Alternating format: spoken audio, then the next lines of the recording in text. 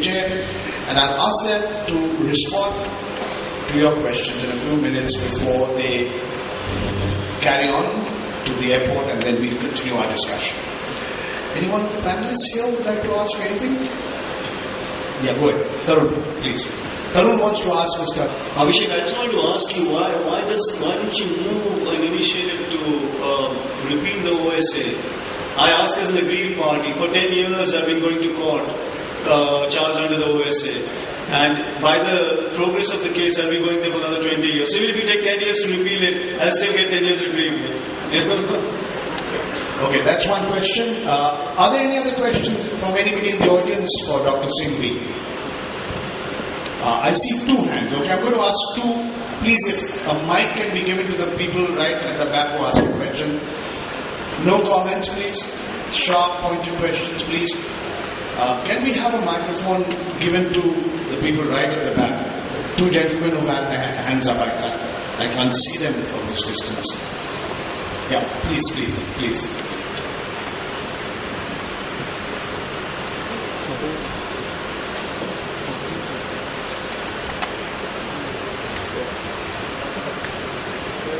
One gentleman right at the back who's got his hand up, please. Yes, please identify yourself and ask a question. Yeah, my name is Jay. I'm from Vijay. It's a law school. And sir, you spoke about the harm effect that if the law of sedition harms someone, then the person should be given punishment. But I feel that the scenario in India at present is that. Go ahead and speak. Yeah, is that there are even a small statement from someone may cause. Hello.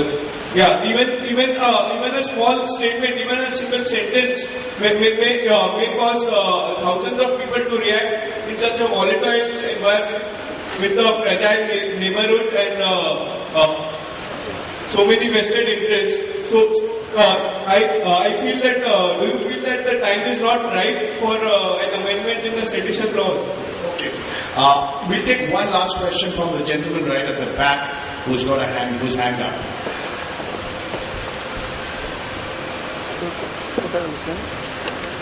Yeah, my question is to Tarun Vijay sir.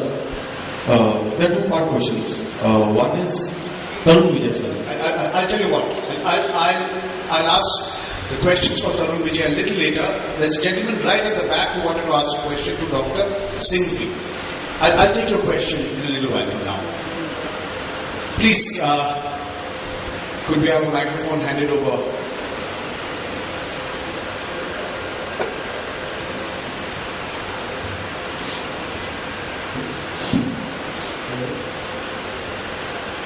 Sir, I'm a student. My name is Vaibhav. I've come right to catch up the whole scenario which is going over here. I would like to ask one simple question.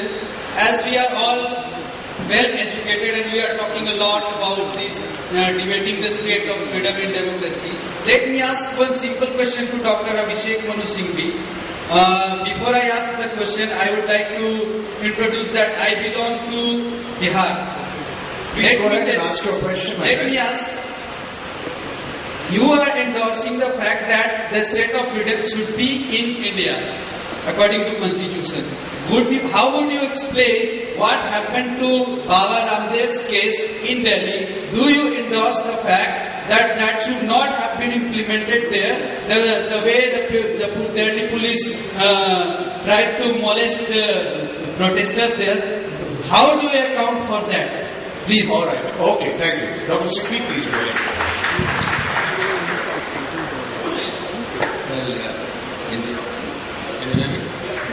In the order the way the questions were put, for a minute I thought that Tarun is breaking panelist solidarity.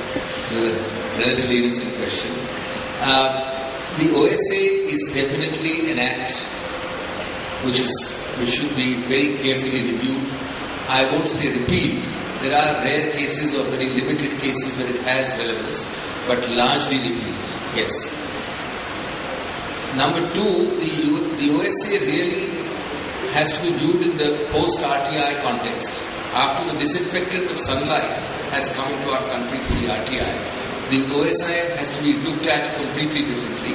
And that is really the compelling need to do it. I agree with him. It's something which is inherent in our system, legislative lethargy. But let me warn him that even if Parliament were to have time, and certainly parliamentary time is precious, and we tend to waste a lot of it as well. But even when Parliament does have time, it may, and probably not, probability will not make any difference to the pending case against him, because that will have to be decided under the old law.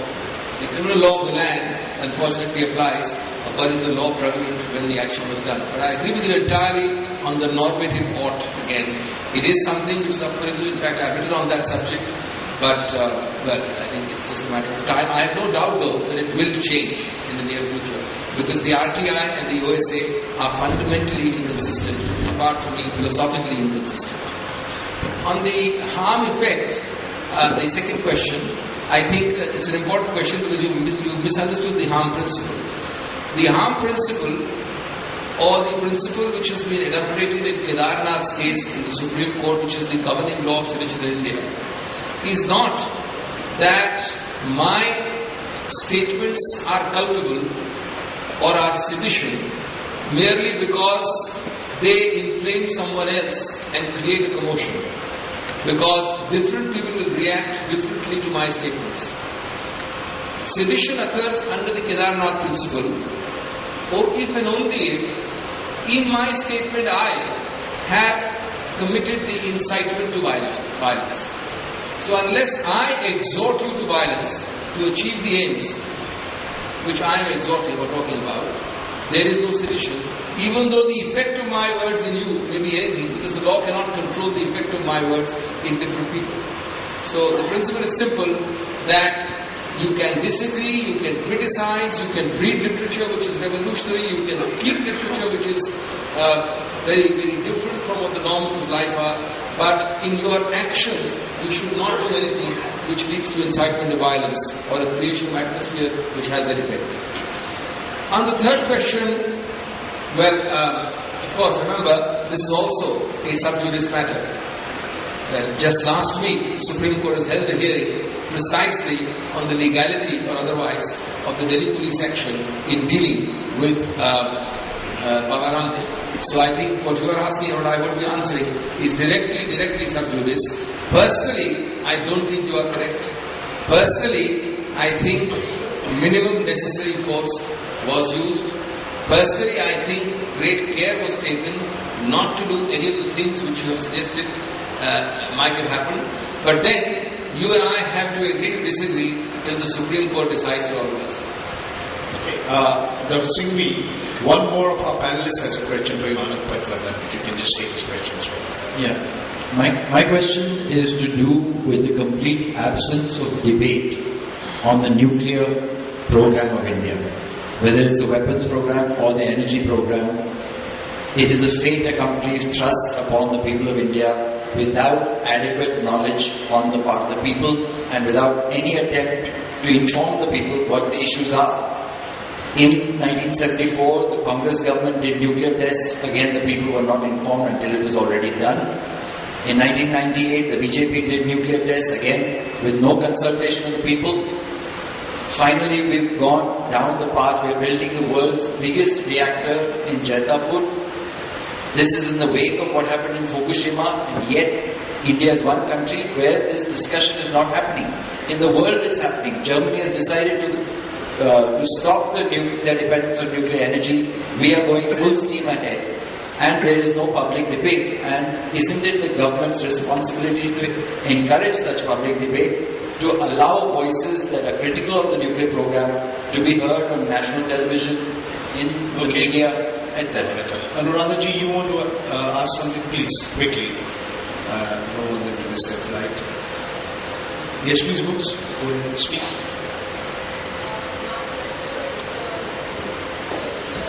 Why don't you change his microphone?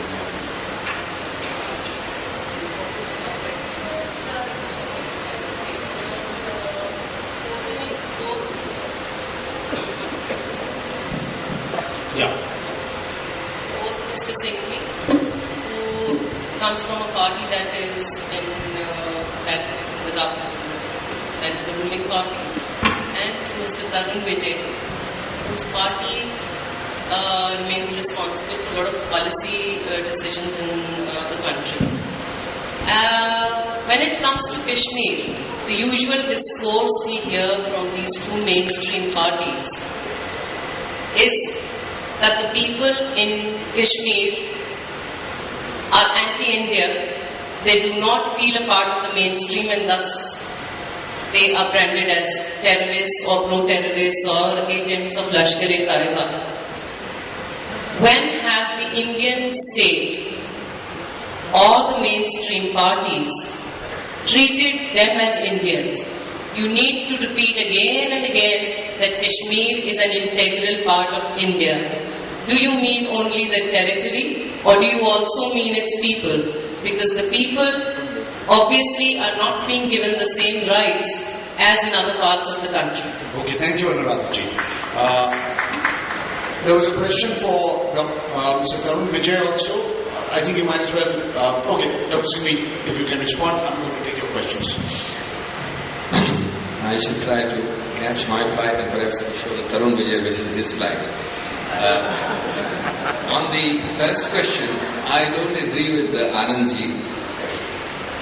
The nuclear program, these are both very large questions. Nuclear energy and J&K are the subject matter legitimately of the seminar by itself for 3 hours. So obviously I'm going to do the fan dancer's role, touching upon a few points without really covering anything. But let's turn to nuclear. Our program is pre-70s. It's been on now for 40, 50 years. The state of Indian democracy is such that you can completely agree or disagree, but to suggest that the nuclear weapons or the nuclear energy program has not been discussed, criticized, approbated, reprobated, vivisected would be wrong. For over 40 years it has been. So if it's a question of arrested voices in that sphere, I don't agree. It is not, India is not really a country where you can muzzle debate on many issues. There is, the topic today is freedom and democracy, arrested voices. There is a fundamental, we are no doubt a great democracy, but we are equally no doubt an imperfect democracy. And the distinction is between actually arresting or muzzling a voice which speaks, which is a distinction I think is important for today's debate, versus not empowering enough voices. A lot of what Tarun Tejpal has said or Arun has said is absolutely correct, but that falls in the category of not sufficient empowerment. But actual arresting of voices in the sense in which sedition laws arrest the voice of Vinayak Sen cannot be said about voices having diverse views on the nuclear debate. As far as contemporary debate is concerned, I do not think, and I happen to have been a member of parliament since that time, I cannot think of any measure, remember, which was not a bill of parliament, not an act of parliament, and yet discussed more than the 123. A 123 was discussed more and criticized more and debated more and resolved upon more, both in and out of parliament, than any normal bill would be. So if Anandji's question is limited to the level of debate, I disagree. J&K, the Congress has never ever, and I will not speak for the BJP, Mr. Vijay is fully empowered and saksham to speak for himself and for his party. As far as the Congress is concerned, let me make it crystal clear. You will not point to any statement that per se a critic or a dissentient or a different voice in Kashmir is anti-Indian.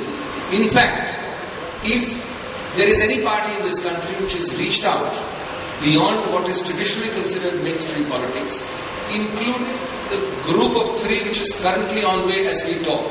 They are reaching out to every section. They are reaching out to people who may be considered anti-Indian by others. They are in fact prepared to go even beyond. But there have to be some conditionalities. The conditionalities are that even though we may talk to everybody, we cannot actually talk to somebody who declares in advance 2 minutes before the talk starts that we are not bound by the Indian Constitution in any sense. So that's a general boundary. Within that boundary, everybody has been talked to as far as the Congress is concerned. And most importantly, I certainly as a member of parliament, and most of us here I think, cannot go beyond a parliamentary resolution which exists for the last 25-30 years, which says that the 1/3 of Kashmir not really with us is an integral part of India. So that's a territorial declaration of the Indian Parliament, and unless you get that change in the resolution, it remains, howsoever fictional it may sound. Okay.